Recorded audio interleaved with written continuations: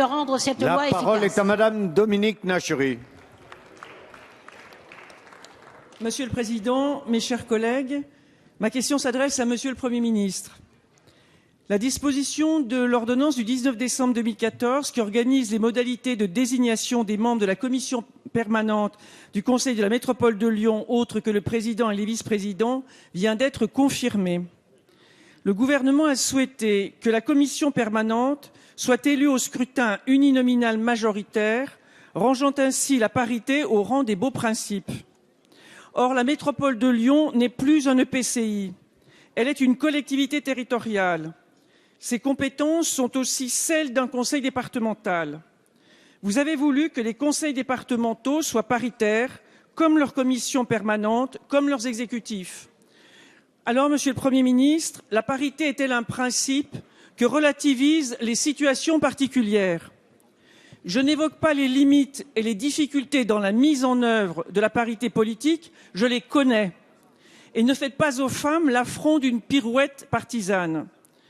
Monsieur le Premier ministre, les conseillères métropolitaines de Lyon, dont personne ne peut contester les compétences, les femmes élues dans toutes les collectivités, dont personne ne peut contester l'engagement, ne veulent plus entendre que la parité est une gêne pour conduire l'action publique.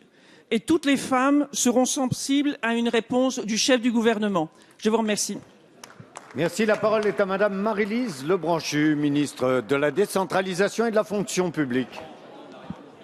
Oui, merci Monsieur le Président, Mesdames et Messieurs les députés. Madame la députée, nous avons eu déjà longuement ce débat en séance à propos de la loi NOTRe.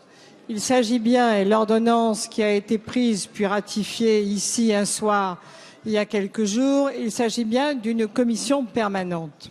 Dans une commission permanente, et à la demande de beaucoup d'élus locaux, concernant d'ailleurs la gestion des métropoles, que ce soit celle de Paris qui un jour sera enfin votée ici, celle de Lyon ou celle d'Aix-Marseille-Provence, l'ensemble des élus locaux ont demandé à ce que les territoires des communes soient représentés par leur maire ou leurs représentants.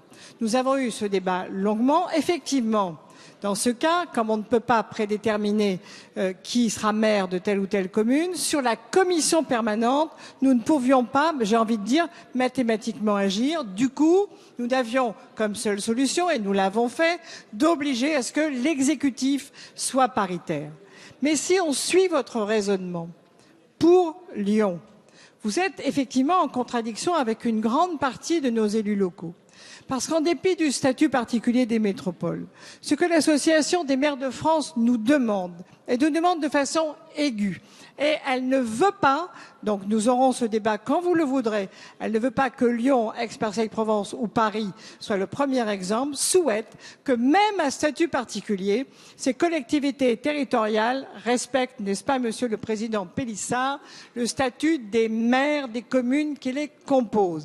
Alors on ne peut pas avoir blanc et noir dans la même proposition, ou bien c'est une collectivité élue au suffrage universel direct, et à ce moment-là, il y aura forcément la parité, ou bien c'est la formule que nous avons adoptée à la demande des maires de France, et la parité n'est possible que dans l'exécutif. Merci Madame. La séance des questions au gouvernement est terminée. La séance est suspendue.